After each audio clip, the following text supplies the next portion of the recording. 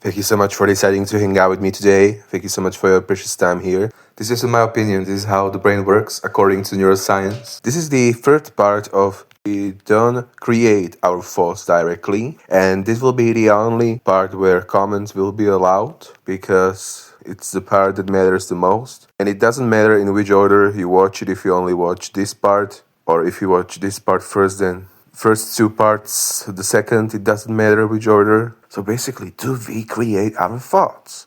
And most people think that it's a very straightforward thing. We feel loneliness, we feel intrusive thoughts about our past, we feel attacked inside of us. We don't feel motivated for something. We don't feel like something is going to work out. But it's not straightforward as people think that you snap your fingers and boom, you have intrusive thoughts and etc. When you hear a voice in your head, narrating, explaining, analyzing, that process is strongly linked to the part of the brain called prefrontal cortex and language networks. The prefrontal cortex helps with planning, inhibition, evaluating options, inner speech, self-reflection. It's not a little person inside your brain, it's a function. The prefrontal cortex alone would not create a full human experience.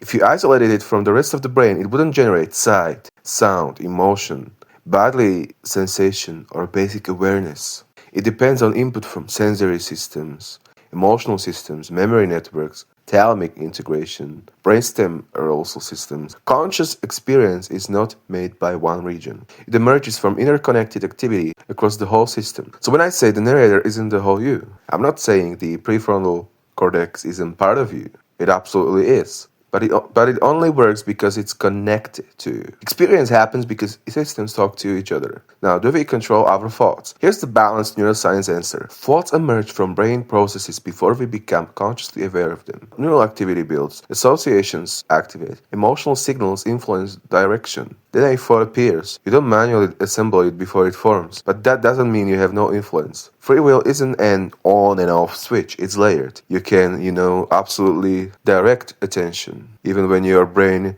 is saying that going outside for fresh oxygen is terrible, you can somehow force yourself to go there, and then your body will gain fresh oxygen, and that can create better signals for your brain, and therefore better thoughts. And not always, but your situation can feel like it softened up, but it didn't soften up, just the signals change, how I talk about in other videos. You can direct attention, build habits, absolutely, you can build habits. You can direct the signals you receive to your brain that create your feelings and thoughts. Train emotional regulation, absolutely. Decide what environment you expose yourself to. Practice shifting perspective, but you cannot instantly command your brain to never produce a certain thought again. Control is real, but it operates through biological systems. Your decisions are influenced by stress levels, hormones like cortisol, norepinephrine, serotonin, dopamine, blood sugar, sleep, oxygen, past learning, current emotional state. If you're exhausted, if you've been in stress the whole day, if you've been in a heavy manual labor, sweating all day, your back hurts, your legs hurt, you've been stressed and you don't even feel your legs. I'm talking about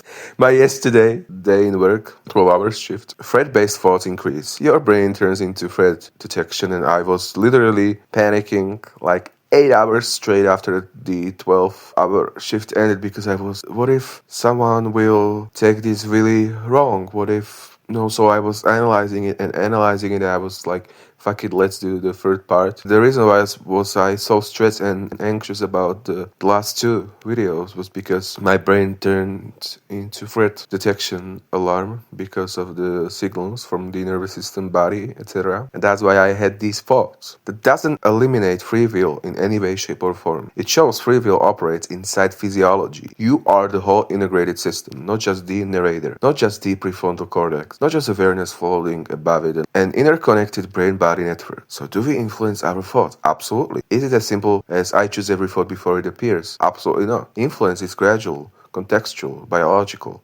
Understanding that doesn't remove responsibility. It makes self-understanding more accurate. That's neuroscience. So now the most interesting part from the entire video. So what's really happening? When you're calm, when you're screaming, when you're drowning in intrusive thoughts, when you suddenly feel hope 3 days later, When you're typing, when you're talking, when you're philosophical, when you're screaming, when you're calm, when you're drowning in intrusive thoughts. What's happening? Neural networks are shifting. When you type or speak, motor cortex activates to move fingers or mouth. Language networks generate structure. The part of the brain, prefrontal cortex, organizes, evaluates, and plans. Memory systems retrieve information. Emotional circuits color tone. Brainstem system regulates arousal. It's coordinated activity. No single controller, just integration. When you're calm, stress hormones are lower. Threat detection is quiet. Prefrontal regulation is stronger. Body signals are stable. Prediction systems aren't scanning for danger. And your thoughts and your certainty about your thoughts and how heavy those thoughts will feel will also really change, even though it doesn't feel like it. Your thoughts become slower, clearer, future-oriented.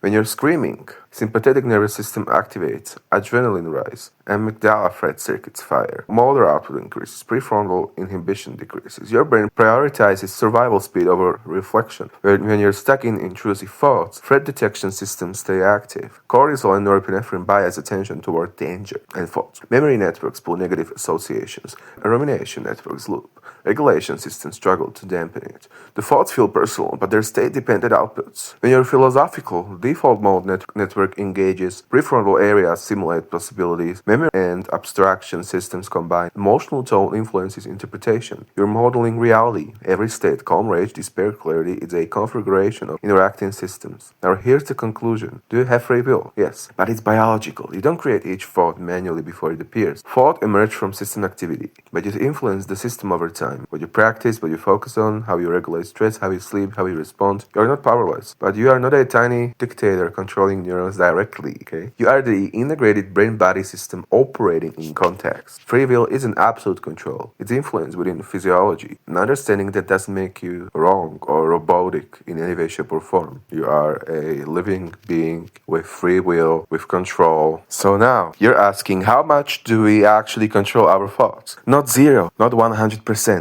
Here's what neuroscience shows. Your brain is constantly generating activity, predicting, scanning, remembering, reacting. Most thoughts appear from that background processing before you consciously notice them. Memory networks activate, emotional systems weigh in, stress chemistry biases attention. Then a thought shows up. You didn't manually build it word by word. That part is mostly automatic. But that doesn't mean you're powerless. The prefrontal cortex helps regulate. It can redirect attention. It can inhibit impulses. It can question a thought. It can build new habits over time. Controlling the brain isn't about choosing each thought before it appears. It's about influencing the system that produces them. And that system that depends on so many things, so many hormones, sleep, tiredness, blood sugar, oxygen, past learning, environment, even your organs, especially your nervous system, how your nervous system feels, if it feels threatened, if it feels calm, if it feels exhausted, if it feels hopeless, your memory, your past learning, your data in your brain, your knowledge. When you're exhausted or stressed, automatic threat-based thoughts increase. When you're regulated and rested, reflective control gets stronger. So how much control do you have? It's state-dependent, moment to moment. Most thoughts emerge automatically. Over time, you absolutely shape the patterns. Free will isn't a tiny commander inside your head choosing every sentence. It's influenced within biology. You're not a dictator of neurons, you're a living system that can guide itself. And that's a lot more realistic and powerful than predicting you control everything instantly. And here's why this matters. We fight ourselves too much. We push ourselves too hard. We judge ourselves for struggling. We act like we should have total control over every thought, every emotion, every reaction. We feel guilt over being lonely. We feel guilt over not enjoying our life. We feel guilt over struggling, or we feel embarrassed because we said this and that. We act like we should have total control over every thought, every emotion, every reaction. But that's not how the brain works. You don't have 100% control over your neurons. You don't manually generate every thought before it appears. Most mental activity is automatic, state-dependent, influenced by stress, sleep, hormones, past learning. That doesn't remove your free will. It just makes it realistic. Free will exists, but it operates inside biology. The prefrontal cortex can guide, regulate, inhibit, redirect, but it works with the rest of the system, not above it. So when you're struggling, when intrusive thoughts appear, when motivation drops, when you feel overwhelmed, that isn't proof you're weak. It's proof you're human. You are a living system that feels, reacts, adapts, and does things. You are a very, very intelligent creature with own soul and free will. You have agency, but you do not have perfect control like we think. And that means something important. Discipline when it matters, pushing yourself when it's necessary, take responsibility for your direction, but don't attack yourself for normal biological fluctuation. We should treat ourselves with more balance and respect to our brain, and of course humility. We should respect our brain and not feel guilty over being lonely in the past or being shattered by something or saying something. Just, normal balance. Strength with understanding, responsibility with humility, effort without self-hatred. You influence your system, you are not enslaved by it. But you are also not its absolute dictator. And now, believing you are an absolute dictator over your thoughts can enslave you. Because then every intrusive thought feels like failure. Every bad day feels like weakness. Every emotional dip feels like proof you're broken, or you're fucked up, or there's something wrong about you. You start fighting your own brain nonstop, which is very bad for your brain. And for your thoughts, for productivity, and it's unhealthy when you're fighting your brain and thoughts nonstop. But believing you have zero control can enslave you too.